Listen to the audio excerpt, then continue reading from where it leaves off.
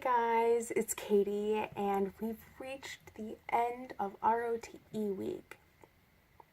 And I am going to wrap this week up with a spoilery discussion of the entire series. This is a video that I'm both very, very excited about and also very terrified about. Talking about Assassin's Apprentice, a lot to talk about from this particular book, I think, because it starts it all. First of all, we meet Fitz when he's very young, and he comes to Buckkeep. We start to learn about the magic that he has. He has the wit, and ultimately we learn that he has the skill. Now, the wit is the ability to telepathically and empathetically communicate with animals. The skill is the ability to telepathically communicate with humans, but also control humans, and has healing powers and whatnot. The wit is severely frowned upon. The skill is highly revered. He has a wit bond with a young dog named Nosy, and I love Nosy. It's just so tragic that Burke has to tear him away because Fitz needs that. He's been torn away from everything that he knows and thrown into a new environment that he just has no idea how to deal with. He went from living in the mountains with his mother and grandmother, and he gets thrown into courtly life, and people are constantly staring at him because he's a bastard, which is basically the lowest of the low. And, he's just constantly being thrown into courtly life, like having to figure out how to live like a prince, and then he's being trained to be an assassin, and he's just like, dude, I don't know what my life is. I'm an emotional disaster, but please just love me. He has so many issues, my poor sweet boy, and I just cannot get over that.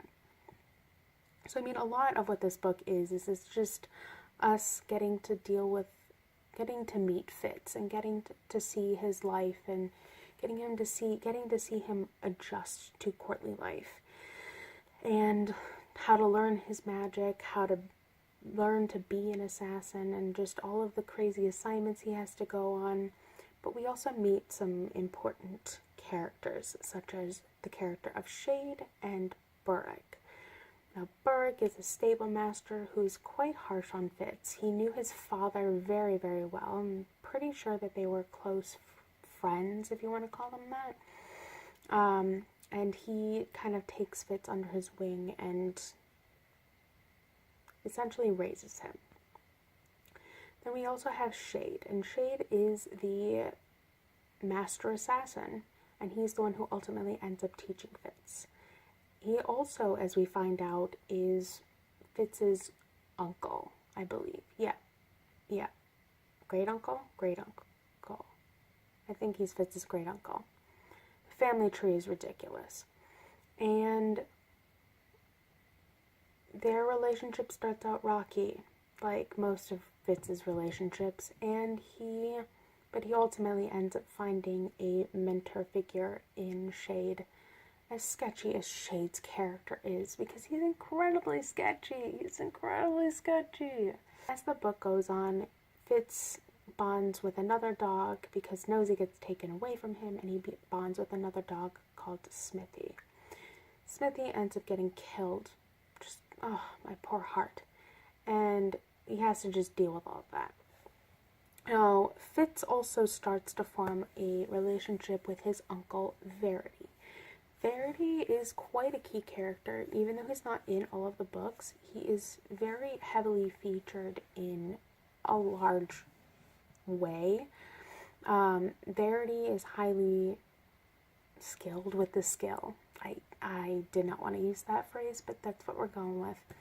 And he, of course, forms a close bond with Fitz, especially since he was, obviously knew his father, because Fitz's father, Chivalry, was killed. It's just, there's just a lot of emotional things that happen in these books. Fitz's life is by no means happy. And it'll just break your heart. I can guarantee it. But then we get introduced briefly, to one of my all-time favorite characters, and that is the Fool. The Fool is a lot more than meets the eye, but he is portrayed as the king's courtly jester, and he forms a friendship with Fitz, and Fitz really, really likes him for a culmination of reasons, but he becomes incredibly key later on. And we also meet another character at the very, very end of this book, named Ketrican. Ketrican becomes Verity's wife, and she is quite an interesting and just overall lovely, beautiful, endearing, just perfect character. I adore Ketrican, and I really wish we got to see more of her throughout the books than we did. She just deserved such a big part, more than she did. Royal Assassin, which is very, very similar to what happens in Assassin's Apprentice. But we get introduced to another very, very important character who is just the best. And you'll see this character all throughout a lot of the books, and that is the character of Night Eyes. He is a wolf, and him and Fitz bond, and they form a wit bond in one of the most intense and important of ways. It compares nothing to that of his bonds with both Nosy and Smithy, but it becomes so integral and so important. Also in this book, we get to see more of Regal, who is the big bad of the Farseer trilogy. And Regal is another one of Fitz's uncles. It's kind of like Scar and Simba in a way. But yeah, just quite a bit happens in this one. And the ending. Let's talk about the ending in this book for a minute. Fitz gets tortured. And he basically dies. And he goes inside of Night Eyes so he can basically live. But we also get to see more of his relationship form with Molly, and the fact that she gets pregnant is just very, very difficult to deal with. I think the thing I love about these books is every single action has consequences, and that is very much culminated in this book. Just seeing Fitz and Molly's relationship at this point, it just does not work. It's very unhealthy and very destructive and just overall very, very sad and heartbreaking. Fitz is very much torn in this book between his duty to his family and to the royal family, basically, and to his love for Molly and his friends and to Night Eyes. He's trying to figure out how to balance the two, and he ultimately finds out that he cannot. And ultimately, his duty to the throne weighs out. Yeah, and it's just a lot. One thing I really liked about this book in particular was Fitz's relationship with Ketrican. He starts to form quite a lovely relationship with her. Not necessarily romantic, but in like deep friendship kind of form. And I just really, really enjoyed getting to see that. Assassin's Quest, which is my favorite book of the trilogy, because it picks up literally directly after the events of what happened in Royal Assassin. Fitz is in the body of Night Eyes. They are one being.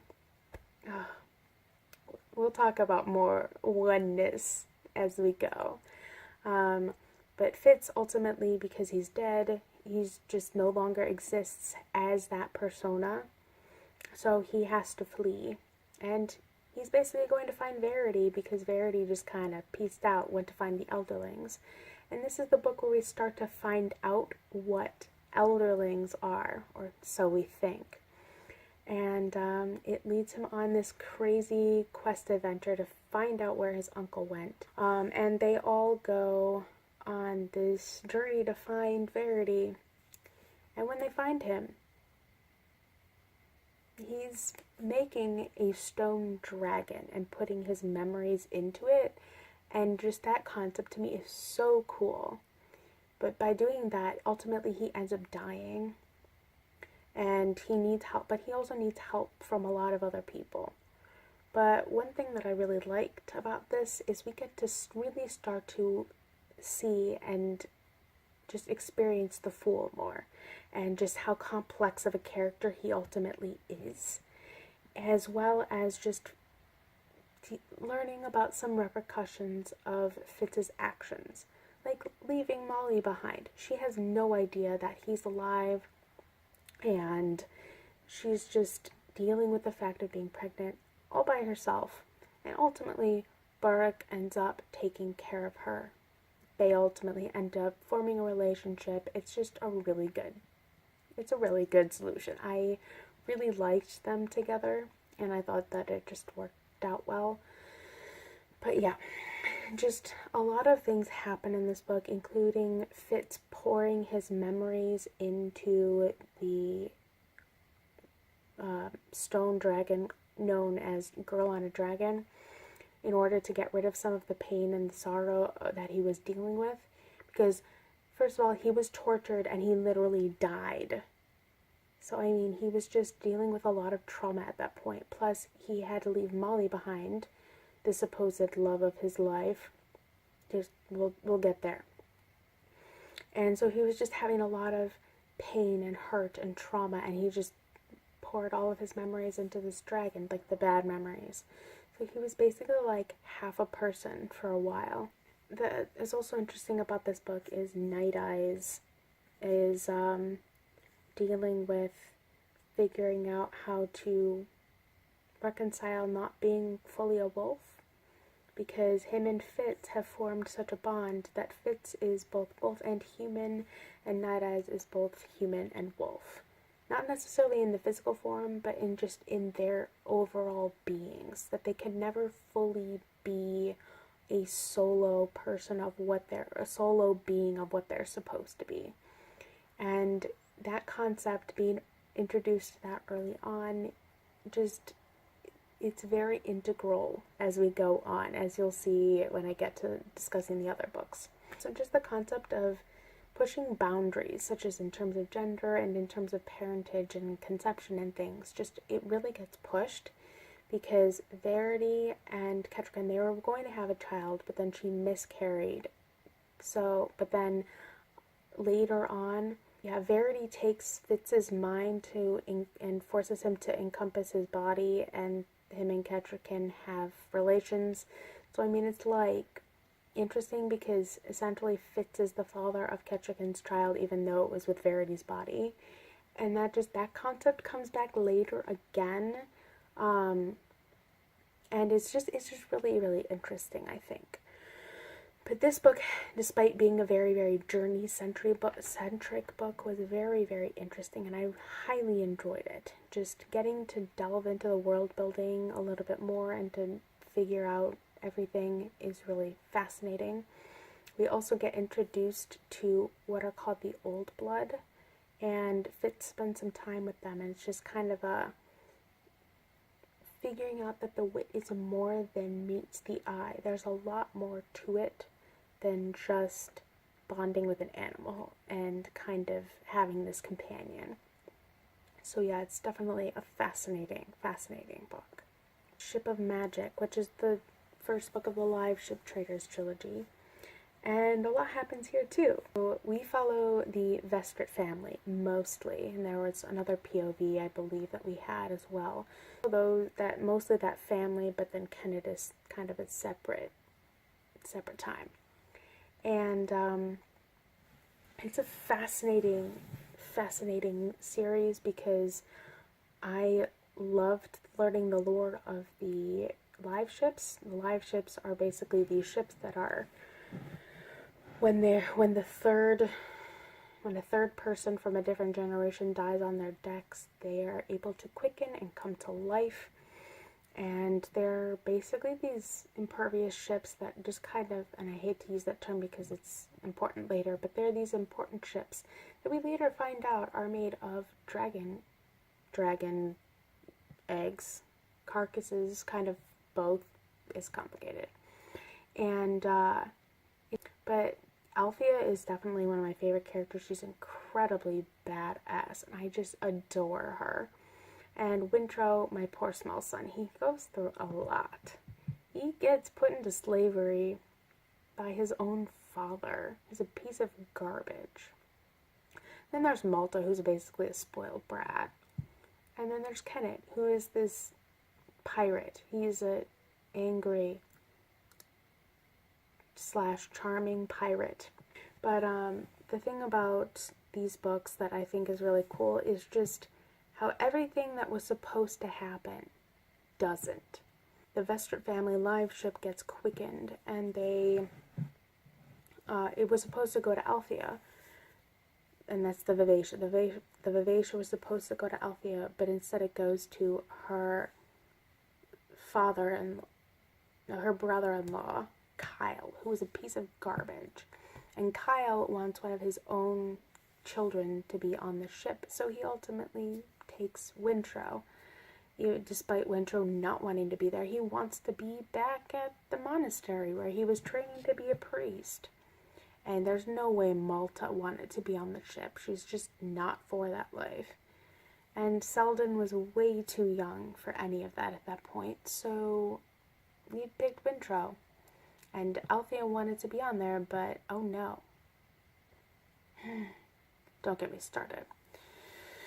So Althea ends up going on her own adventures. She's on another trading ship, and she does a lot of like animal product stuff, and there's some graphic scenes in there about like how to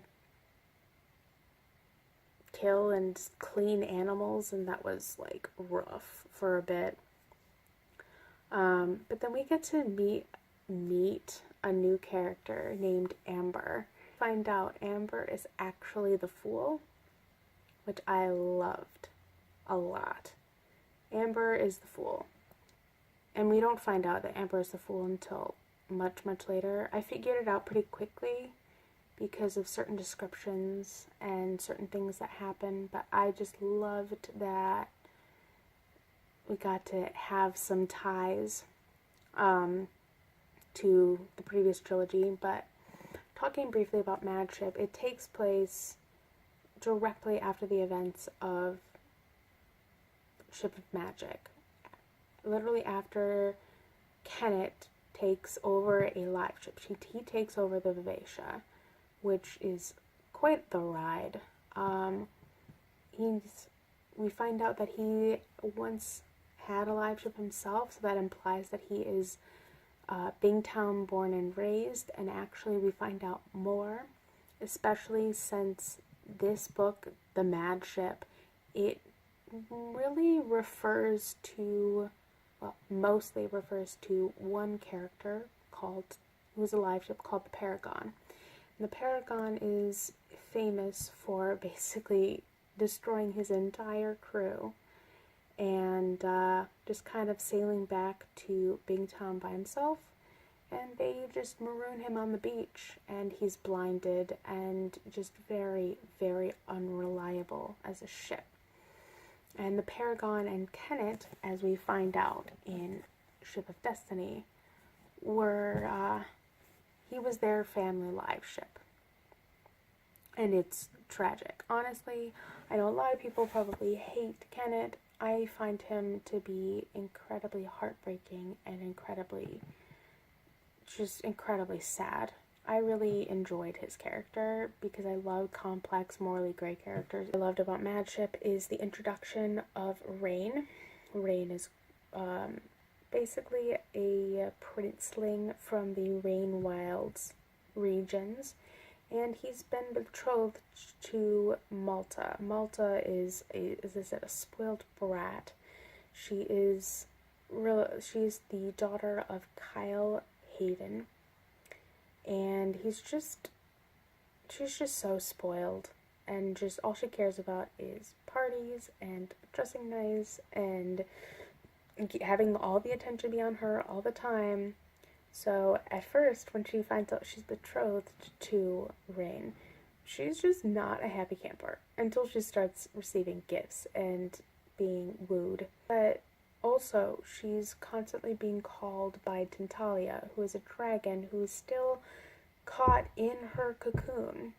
And she's just like, please free me, bitch. Like, Leah is trying to figure out a way to save Vivacia because she finds out that Vivacia was taken, and so she enlists the help of a friend who has another live ship, and ultimately she gets her own crew put together.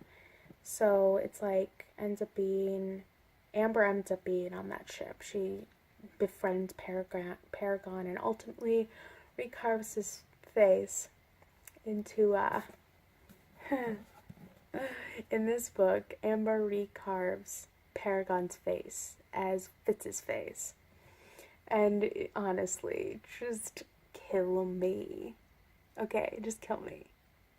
I mean, that's probably when a lot of people figured out that Amber was the fool. But oh my god, just... We'll talk about that in a minute. Anyway, there's also some like weird love triangle stuff going on here between Althea and then two boys. There's Brashen Trowell, and then there's another guy, I always forget his name. But Brashen is just a good, pure-hearted human being, and I love him and Althea's relationship. Wintrow ultimately ends up befriending the planet in this book, and just kind of, they form a very unusual relationship. But yeah, another thing that's really interesting is the options with Etta, who is basically a whore. Kenneth loves Etta and treats her fairly well, and has every time he's ever met up with her. And ultimately she ends up on the Vivacia with him as well. And she has a good time with all of them, and as well as Wintrow, and it's definitely very interesting. Ship of Destiny. And this book is quite political in a lot of ways, like more so than the other two. I mean, the other two are quite political as well. But this one in particular is very political because of the satrap of Jamalia into the mix. Jamalia, however you say it, I don't even know. And it brings in a lot of interesting dynamics with the companions, and then his relationship with Bingtown, and ultimately, like, him and Malta cross paths. She saves his life, and it's generally just a good idea.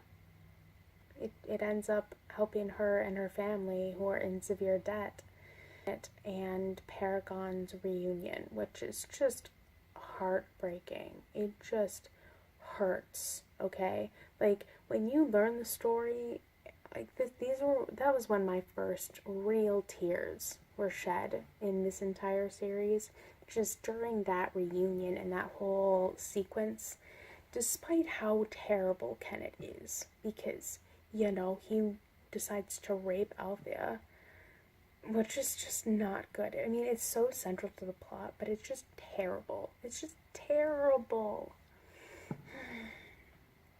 And Althea does not end up getting Vivacia back. Like, just, you think, like, after this whole trilogy, Althea does not get Vivacia back, which, in my opinion, is fine. She ends up getting a whole new crew. She stays with Wintrow. Wintrow stays with her. But Althea and Brashen end up getting together, and then they take over the Paragon. The Paragon becomes their ship, which is an interesting dynamic, especially since now Althea has all of these scarred and just terrible memories that she's got to keep. And because of Kenneth. Yeah, it's just a whole slew of stuff happens. And then Malta really grows into her own in this book. Like, whereas I pretty much hated her in the first trilogy, the first book of the trilogy, I absolutely adored her as we got into this book. She really grew up. She really came into her own. She became a powerful female character who gave a shit about other people, basically. And I just love her for it. She is my queen. I love her a lot. But then we also get to meet Tantalia, and dragons start to come back into the world, and I'm living for it, okay? I am living for the fact that Tantalia exists. She is probably I'm probably going to say she's my favorite dragon. Even though in reality she's probably my second favorite dragon.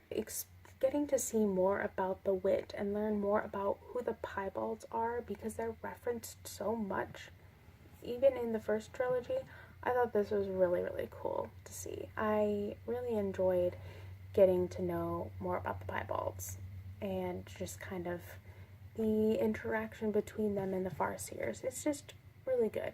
I like it a lot. Okay, cool. Fool's errand. And Fitz is just chilling in the woods with his foster son Hap, and I love Hap.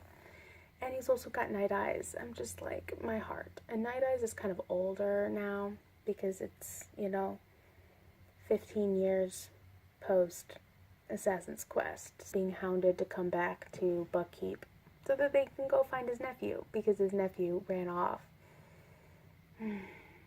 Dutiful in this book in particular is incredibly frustrating, and I just, oh my god, I hated him. Hate is a strong word. I found him just to be incredibly young and just stupid. He actually reminded me of Fitz in a lot of ways. Funny thing that, remember how I was talking about the whole parentage thing? But anyway, Dutiful has run off because he is witted as fuck. Yeah, he's witted as hell. So he went off with the piebalds and is just trying to learn about that life. And he needs to be brought back because he's been betrothed to a frankly badass lady from the Out Island. Her name is Aliania, and she's the Narteska from the Out Island, and I love her. You'll see why later. This is like, I need to go find him and bring him back, so okay, cool. So it's basically him, Night Eyes, and then the Fool, which I will talk about briefly. And then a huntswoman named Laurel. The 4 of them, I believe, of the ones that really go and need to bring Dutiful back. Now, let's talk about Fitz and the Fool in this book, first of all. So Fitz is not known as the Chivalry Farseer. He can't be, because they all think he's dead. Remember that. He's dead. Way back in... Yeah, that's a thing. So he assumes an alias, Tom Badgerlock, and basically he becomes the servant to the Fool, who is no longer going by the Fool, especially since King Shrewd was killed back in Farseer. He's not safe just going around as he is. Plus, his skin tone has started to change, so he needs to assume a different identity. So, once again, the Fool is someone different than we know him to be, kind of. And his name is Lord Golden. And Lord Golden is just this Jamilian noble who is just quite eccentric and quite the party monster, and at times is a bit cruel and obnoxious.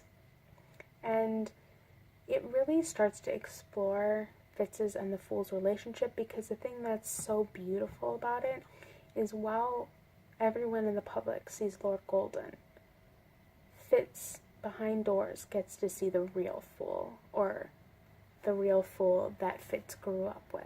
But all these facets of Fool, Amber, Lord Golden, they're all the Fool, if you get my drift.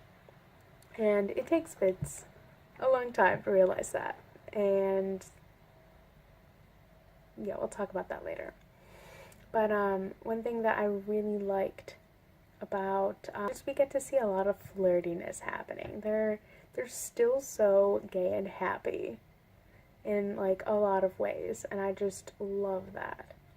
But another thing that's interesting is we get to see Fitz starting to have dreams about his daughter. He visits his daughter in skill dreams, and he disguises himself as who is known as Shadow Wolf, because of course his daughter, Nettle, does not know that he is her father. She grew up thinking that Burke was her father, and as the trilogy goes on, we start to get to see more of her, and it's very interesting. Anyway, the thing that's really sad about this book in particular is that Night Eyes dies. I sobbed my eyes out while reading this book. It was just so incredibly heartbreaking and difficult to read because it's just like, wow, it was foreshadowed the entire series. Like this, it was foreshadowed forever. I was still punched in the gut when it finally rolled around and finally happened. And it actually kind of starts to help Fitz and Dutiful bond because they both lost their bond animals kind of around the same time. And they just don't get along.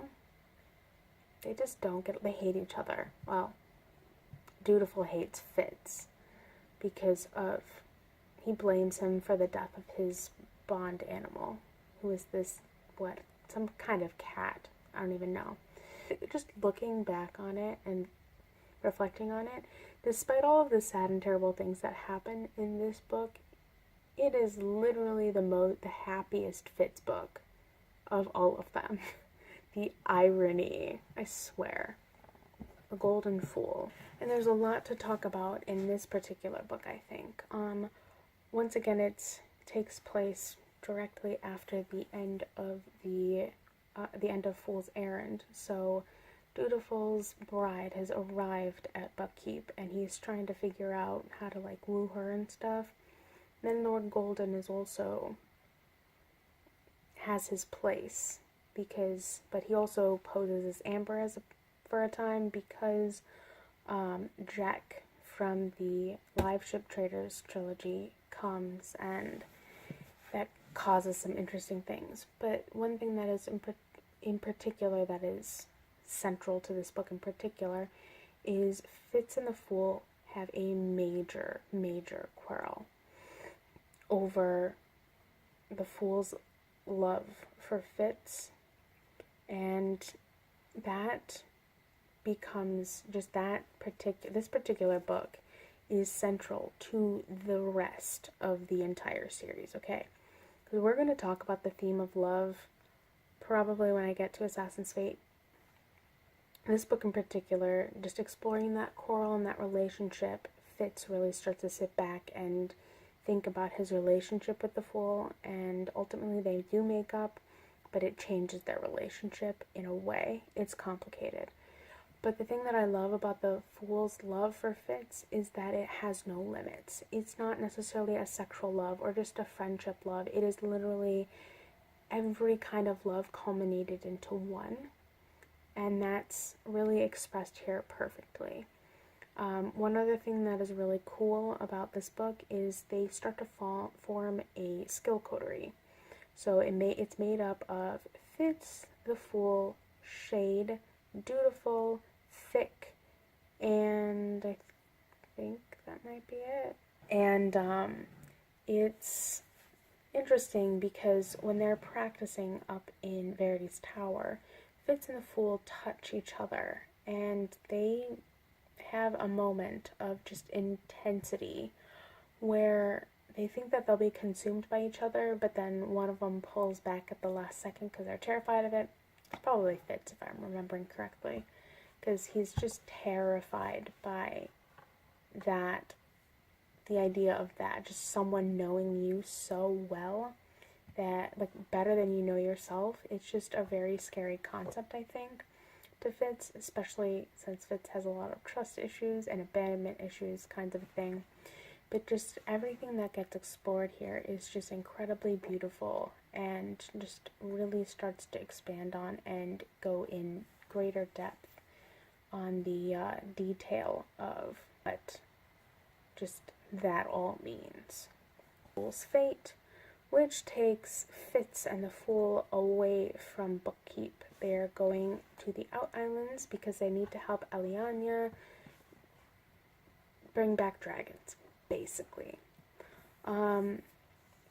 She is indebted to a person known as the Pale Woman, and the Pale Woman is basically a false white prophet.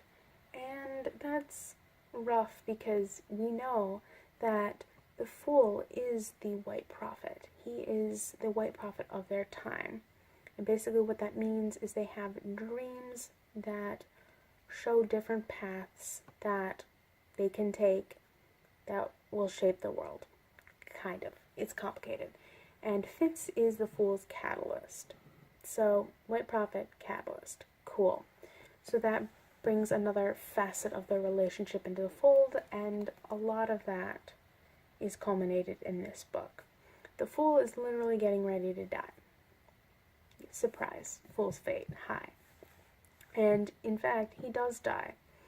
But what the Fool failed to foresee is that Fitz would bring him back. But, I mean, it's interesting because false white prophet, the Pale Woman, her goal in life is to destroy dragons, to keep them out of the world. The Fool's is to bring them back. So he's spending a lot of time convincing that he needs to keep this dragon alive, whereas Eliana and all of the other people are like, no, we gotta kill this dragon. And so it's just like this constant struggle of what are we gonna do. Ultimately they free the dragon and it's chill, but it took a lot of getting there, and they did ultimately destroy the false white prophet, which was good. But that scene, because there was a time with Fitz in that scene that was incredibly heartbreaking. It was dealing with her using her powers on him and just kind of finding out what he really, really, truly desires, and it was just all about the Fool. Got the Fool back from death. It was incredibly heartbreaking and raw and just beautiful. But that ultimately results in them being parted because the Fool wanted Fitz to have his own life. So he reconciles with Molly, and him and Molly ultimately end up back together, and he gets introduced to like all of her 7 children. Nettle finds out that Fitz is her father, and we get to deal with that relationship. She ultimately gets brought to Buckkeep to be trained / to be the skill mistress, and just overall rough. But the thing about the end of this book is we talked about how Fitz is content and not happy. There is a distinct difference between contentness and happiness. Because he doesn't have the Fool, he can never really truly be happy. There's a lot to talk about there. Dragon Keeper is just all about these young people bringing these dragons to a new home, basically. We follow 4 characters. We've got Elise, Leftrin, Thymara, and Cedric, and some I love, some are just okay. Elise and Cedric are literally my favorites of the entire quartet.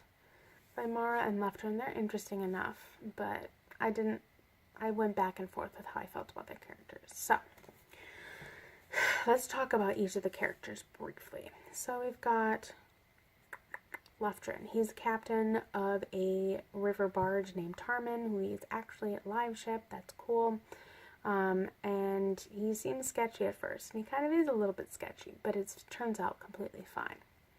Then we have Thymara. She is from the Rainwild. She's very, very touched and deformed by the Rainwild region, so she ultimately gets picked to go on this journey to find these dragons a new home because they all think she's gonna die, basically.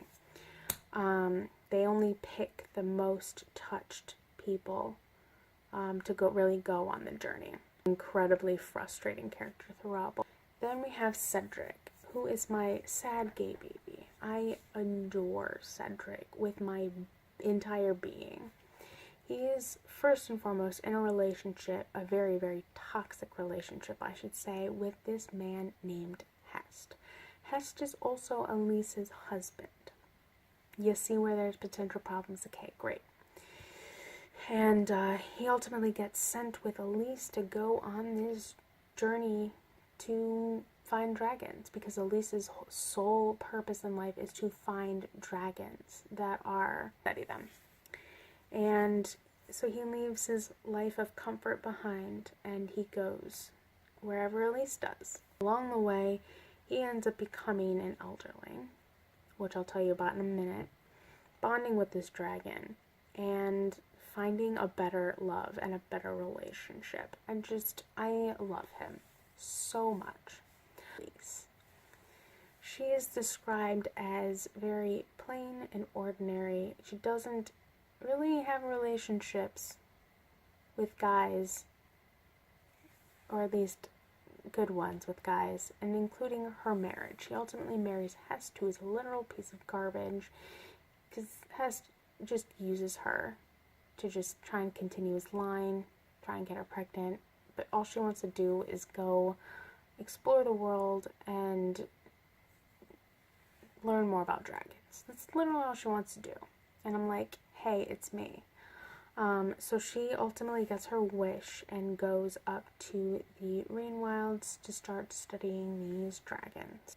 She meets Leftrin, who she ends up falling in love with and in relationship with, but there's this constant battle of like, I need to keep my duty to Hest, but at the same time, I love Leftrin, and Hest is a piece of garbage. Yeah, also same. So the first book is just kind of all of these characters finally meeting up together and just beginning to embark on this journey. The second book really starts to expand on those relationships. The thing that I love the most about this book is the relationship between Cedric and Carson, just my small babies. Besides Fitz and the Fool and their relationship, their relationship is like everything to me. Cedric and Carson are my favorites. Cedric ultimately becomes an elderling, and as we find out in these books, an elderling is basically dragon art. Dragons bond with humans and start to change them to look like them and extend their lives, give them features like a dragon, and just give them these powers, which is really cool. But there was one particular part I didn't like, and that was in chapter 16 when they were talking about free will and just the relationship between humans and dragons and the use of glamour, and just the idea of free will is just a lot more complicated. I don't know, it just really rubbed me the wrong way, and so it kind of docked down a little bit of my enjoyment because it just impacted me in a very strange way. City of Dragons, which I adored. It really starts to tie together all of these things, especially in chapter 9, where Elise goes into the tower in Kelsingra and she finds all of these like handprints in the broken window, and you realize, hi, this is where Verity stole his silver from. And it's just crazy to me. And it also really starts to solidify in my mind the idea that we have the Six Duchies and the Rainwilds region are kind of inverse worlds.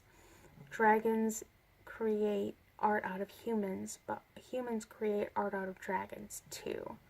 Dragons eat humans for their memories. Humans put their memories into dragons. I mean, it's just insane to me, and I really, really enjoyed getting to just have that realization and just to let it all kind of culminate in this book. Of course, the relationships continue to get explored and whatnot, but we really start to get to know more of the history and more of the lore in this book, and I absolutely loved that. And we also get to find out more about Silver. And Silver is literally like the skill. It's what gives the dragons their energy, it heals them. And it's really interesting because this Silver is basically the skill in liquid form. The skill is part of Fitz and the Farseer line, but Silver is just a purer form of that power, I guess. It's just really interesting, and that also gets discussed more later. But I really, really, really enjoyed this book and just getting to see more of that. But also, Hest starts to get a POV in this too, and that was frustrating. I pitied him for about 5 seconds, and then I hated him again because he's literal garbage. He's off to go find Elise and Cedric and try and bring them back to preserve his, social status or some bullshit. Blood of Dragons, which is the culmination of everything. Once again, we continue to explore the memories, and the dragons and the humans kind of just try to figure out more about their relationship and stuff. And then they ultimately go burn Chalced, because in City of Dragons, Malta and Rain also have their child Fron. And Fron, they don't know if he's alive at first, but he ends up being okay when he gets aboard Tarman. Tarman keeps him alive for a while, but ultimately he needs Tintalia to come and basically save him. And so they bring him to Kelsinger in the hopes that he'll be able to get healed by a dragon. And their hopes are crushed when Tintalia is not there, and they find out that no other dragon can heal him, basically. It's really quite tragic. He ends up living, ultimately, but we spend a lot of the world on a lot of this book on tenterhooks, just waiting to see if this child will live or die. And it's quite tragic. But then we also get to see more of Selden. Selden has adventures. He has been sold into slavery in Chalced because he is part dragon, and they want to save the ruler of Chalced, basically. And they think that he will be able to do that. But that's not the case. It's fine. But he ultimately befriends one of the daughter of the ruler of Chalced, because she's also treated like garbage, and they ultimately mutiny together and try and escape together, and ultimately they have a cute little friendship romance thing going on, and get saved by Tintalia. And they all end up going back to Singra to heal, kind of thing. We don't really hear too much about them later, but... And Hest also gets eaten by a dragon. It's a really, really great time. I'm so excited about that fact. Oh my god, he is such an idiot. He comes and he tries to, manipulate Cedric and Elise again, and neither of them are taking his shit. It's phenomenal. Just the best confrontation ever. It was so good. So good. I was a fan. Fool's Assassin. Which, if you don't know this about Robin Hobb yet, a lot of her titles have double meanings. This is one of them. We'll get there later, because that's not what half the book is about. 95% of this book takes place in Withywood. Fitz and Molly have a young daughter named Bee. Yes, I am finally saying her name. And Bee is very pale, very small. They don't know whether she's going to live or just if she's going to be really stupid or what. She doesn't talk. She's kind of autistic, I guess you could say. And just most people don't like her, but Molly loves her with her whole being. And Bee, actually, we learn a lot about her, especially because we get her POV. Now, this is how I'm going to tell this story. Fitz is literally pining for the entire book. Then he is grieving because Molly dies. Yeah, Molly dies, and it destroys Fitz as well as Bee, because Molly is the only one who Bee had a really good, deep relationship with, because she is terrified of her father because his skill is so strong, and she is highly, highly affected by the skill. So, yeah. But ultimately, we find out that she is a dreamer. She has dreams, and she has to write them down. Sounds like the Fool a little bit? Yeah. That's because, and we'll talk a little bit more about it in particularly the next book, but Bee is a white prophet, and she is Fitz, the Fool's, and Molly's child. You're wondering, how is that possible? Yeah, I'm still trying to figure it out myself, but a lot of the theories are that when Fitz brought the Fool back and their essences mingled together and they were one being, remember that oneness I was talking about like 500 years ago? Yeah, that their essences mingled, and that through that Fitz and the Fool were both present when they were conceiving with Molly, and so that's why Bee has two fathers and one mother, therefore creating another white prophet. But basically, for 95% of this book, the Fool is missing. We don't know where he is. We haven't heard from him in a long time. Fitz is just angsting and is super upset about him not being there. But then also, as I said, we get some POV stuff from Bee, and she's just figuring out her life, trying to figure out her relationship with her father, and just trying to figure out everything. But then also we get an appearance of who is called Wolf Father, who we all know to be Night Eyes. Night Eyes is very present in this trilogy again, even though he is not in his physical form. He spends like 95% of his time with Bee. Lots of pining. Molly dies. Fitz is trying to figure out how to be a father to Bee. Bee is trying to figure out how to be, have a relationship with her father. And just when they're starting to figure out how to do that, the Fool comes back, and he is blind and severely, severely beaten, been tortured, etc. But what makes it extra heartbreaking is Fitz stabs the Fool like 5 times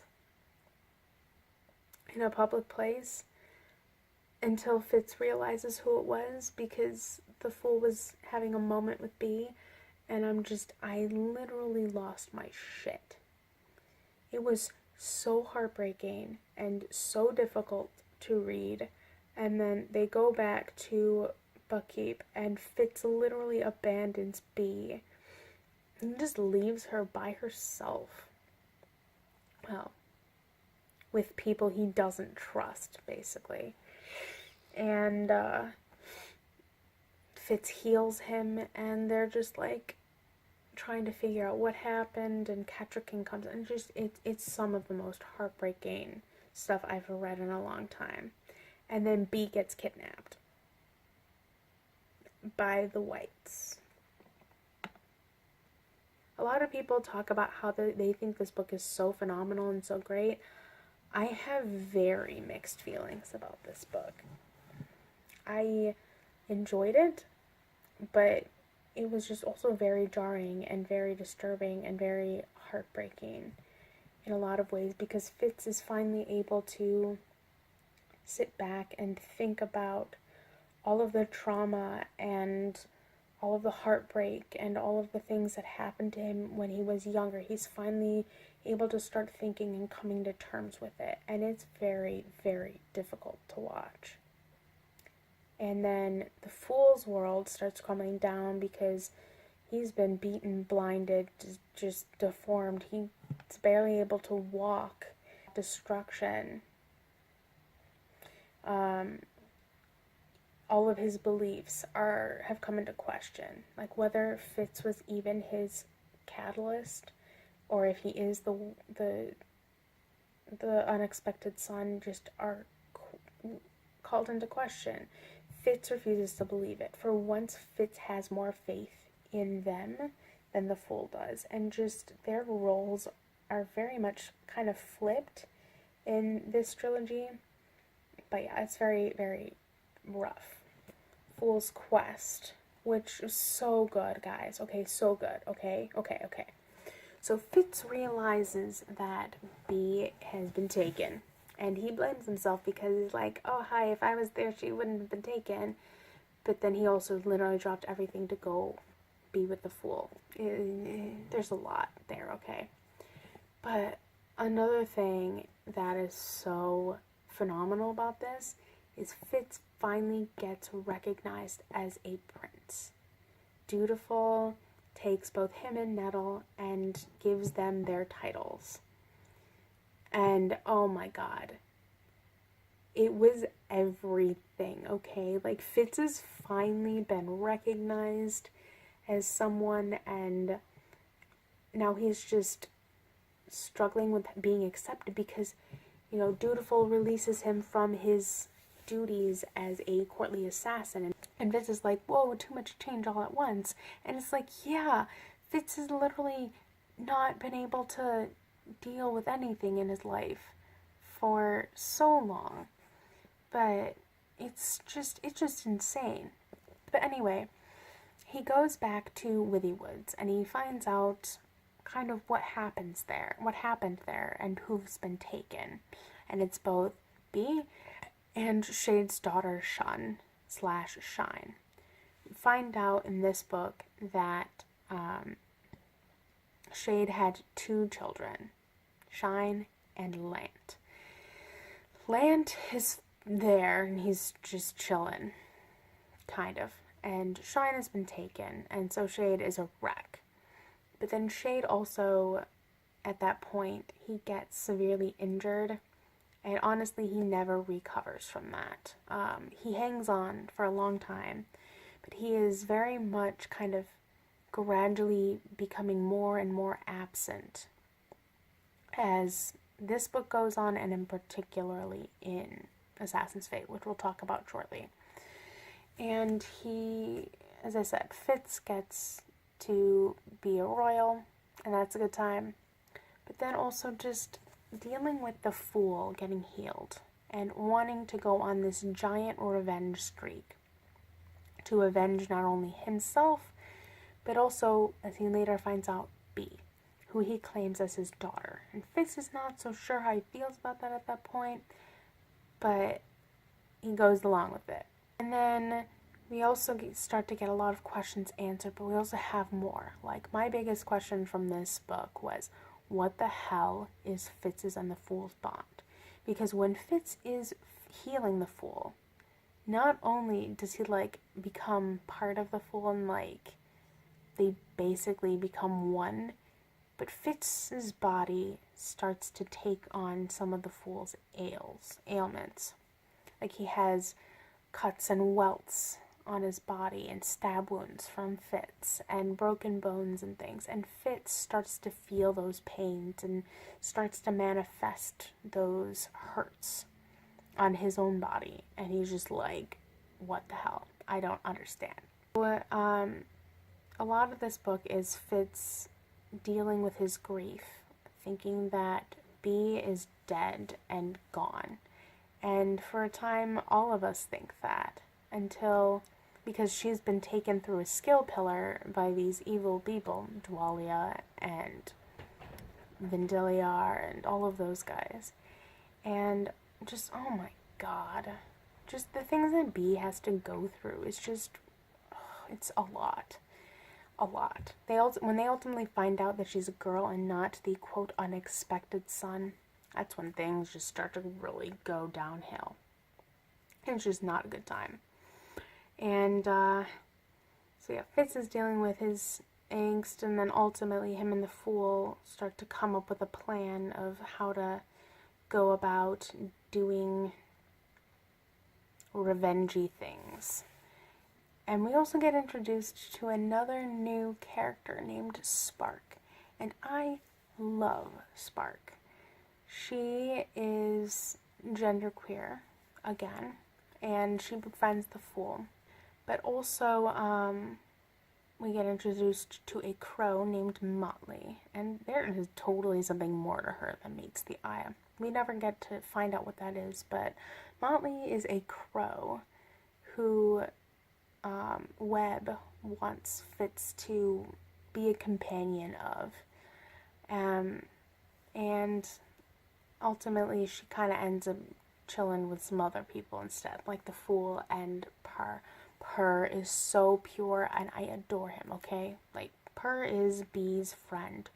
He was a stable hand at Woods, and he was helping her learn to ride a horse. Bee, just as said, has a bad time of life. But then we get to the end when Fitz and the Fool are going on their revenge quest. They disagree on some things, so, because Fitz wants to leave the Fool behind because he doesn't think he can handle him. The Fool's like, LOL, no. But the Fool also drinks dragon blood and kind of gets stronger from that, and it's also fun. But anyway, they end up meeting in the woods again, because it's the Fool and Spark. And then, because the Fool wanted to get his silver back, because that was something that was cut away. And he lost his link with Fitz long before that anyway. And then they get attacked by a bear, and something significant ends up happening with some candles. Fitz has 4 candles. I can only find 3 of them. Bee finds the 4th one when they finally get through the skill pillar after Fitz and the Fool and Spark and Lant and Purr leave. Yeah. Then they all go to Kelsingora, and that is a very interesting experience. Because Fitz is like losing control of his skill, first of all.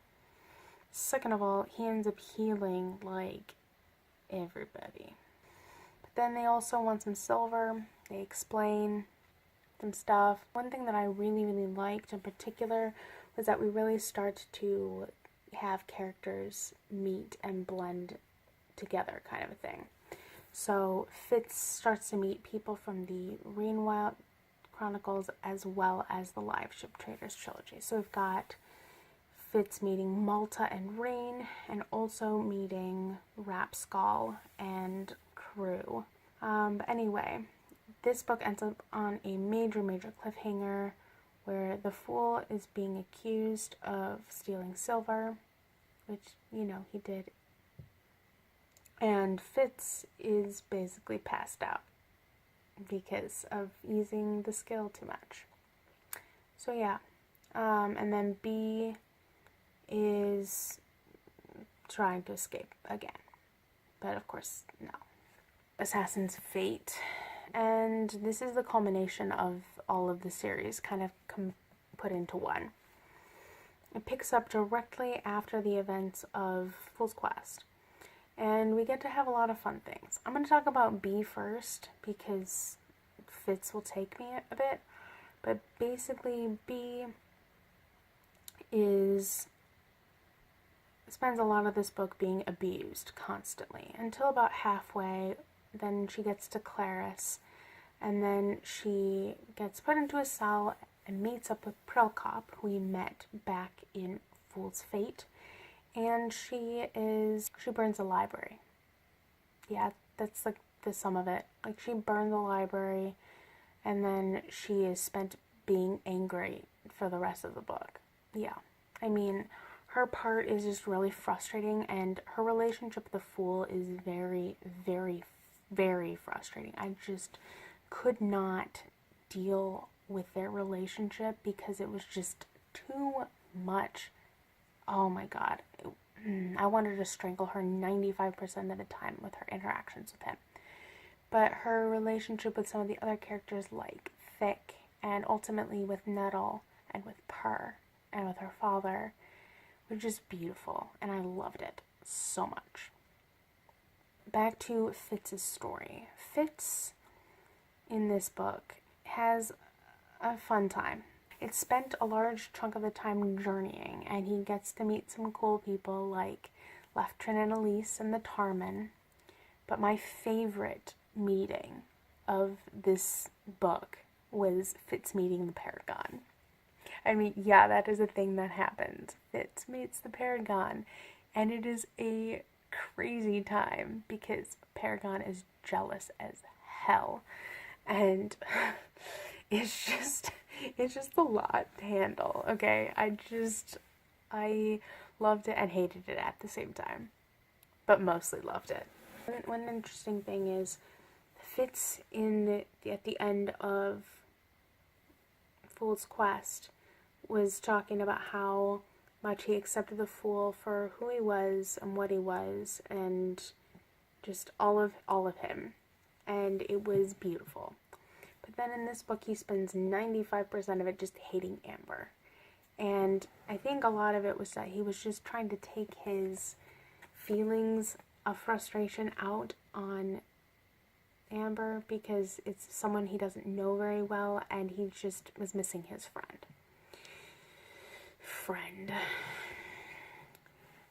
So I mean, it caused a lot of tension, but then we also find out that there's a lot more potential for deathy things to happen again, and that's just really heartbreaking and difficult.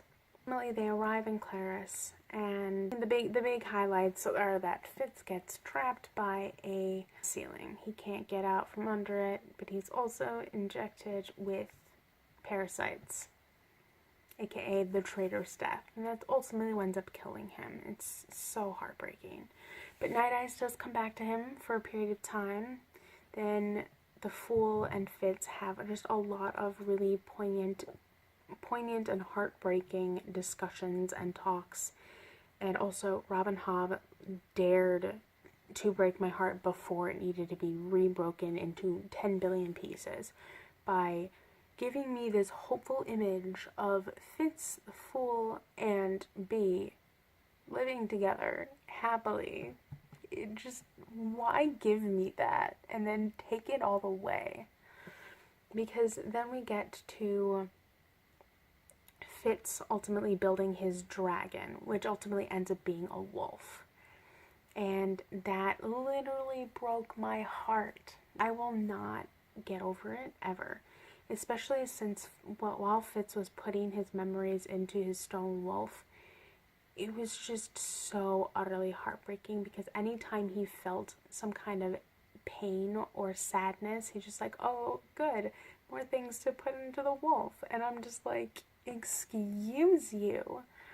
And at that point, Bee had already told the Fool that Fitz never really loved him, that he just wrote him this letter and told him he should like go away and never come back again, kind of a thing. And I'm just like, you know what, Bee?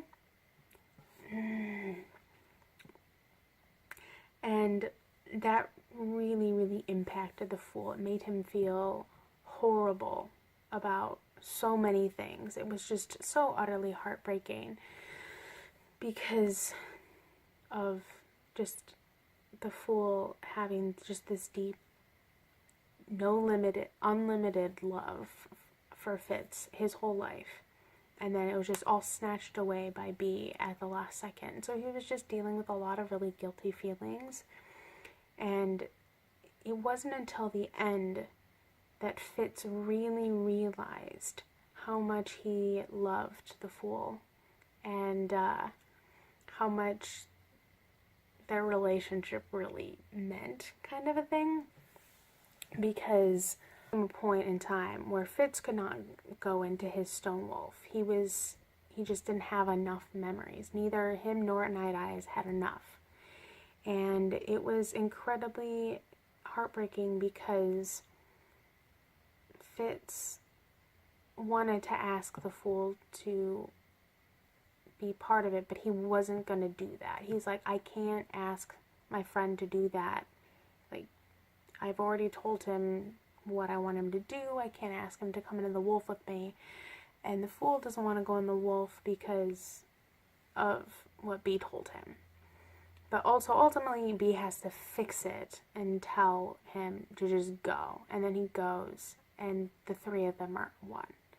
But there's just a lot more to unpack there than what I've already talked about, because a lot happened in the end, and there's a lot of room for discussion and analysis. The thing about this book is, honestly, it was the perfect ending for Fitz, the Fool, and Night Eyes. Like, we've been following them since the very, very beginning.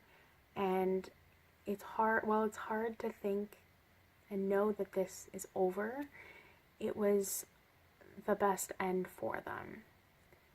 And I really, really enjoyed this book for the most part. As heartbreaking and soul-crushing and destroying as it was, it couldn't have ended in any other way than the way it did.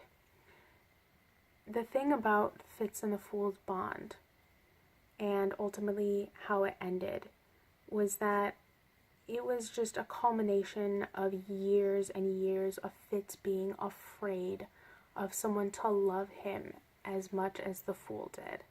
He always, like, for every other relationship he ever had, he had a label for it. He was Molly's husband. He was Nettle and Bee's father. He was Shade's boy. And he was Verity's nephew. Like, he always had a label to put on it. But with the Fool, he never had a label for what they were. Even at the end of the book, before he finishes everything, he asks the Fool, what were we? And the Fool responds, we were Prophet and Catalyst, we were friends, like things like that. And then he said, oh, that's not what I meant. And the Fool literally just shrugs and replies, no limits. And it was so heartbreaking, because Fitz is like, I know that at one point that would have mattered to me, but he doesn't have anything left, because almost everything has gone into the wolf. And so he just kind of shrugs and he's like, okay, something more to put in there, like, excuse me. Oh my god, it was so incredibly heartbreaking. But there's this one analysis post on Tumblr that literally just says, Fitz was always afraid of that bond with the Fool because it was so unlimited. It was just unlimited love in every possible form. He never had a label for it. He was just afraid of it for years. So when it comes to the end, it's basically him finally accepting what he's been denying himself for all of those decades. He's finally accepting all of that love. And it's beautiful and heartbreaking at the same time. And I know a lot of people might see the Fitz and Fool relationship as queerbaiting. And, I've thought about it for a while. A long time, actually. And honestly, I don't see it as that. And I know everyone's reading experience will be different. I completely understand and respect that. But I just don't see it as that because of a lot of reasons. There's this one post, and I'll probably just link it down below and have you guys check it out, because I agree with a large chunk of what it is saying. But a small gist of it is like, even if Fool was female identifying in these books, their relationship really wouldn't have been different. It would have been the same. That love and everything would have been culminated the same way, because that's what no limits means. No limits means regardless of gender, regardless of your sexuality, regardless of just this physical form, I love you so deeply that no matter these constraints, I love you as a being, as I love your soul. Like, they're beyond soulmates. They're beyond lovers. They're beyond friends. Like, there is no term to define what their relationship actually is. And I know a lot of people would have loved to have seen them together. And I mean, I would have too. But at the same time, these books wouldn't have been the same if that was the case. And just Robin Hobb did such a phenomenal job with everything. And I'm just gonna kind of leave you, I guess, a little bit with that. As I said, there's so much that could be talked about and discussed in these books at length. But I think I'll just leave it where it's at.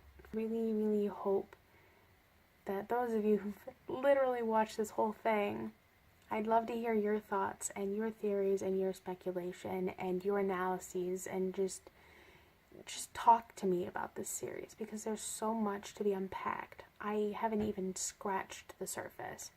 Just know the big takeaway from this is you cannot read these books just at face value. You have to seek out a deeper meaning, because otherwise, if you don't, you miss out on so many key points and key moments of this series. So I guess I'll just leave you with that, and I hope that whatever thoughts you guys have or had, that you feel free to share them with me. Stay tuned, like, subscribe, comment, follow me on social media. I've got a Twitter and a Goodreads, which are both linked below, and also got other social media sites, and all of those are upon request if you'd like. And I will come back with another video for you guys again soon. Okay, bye!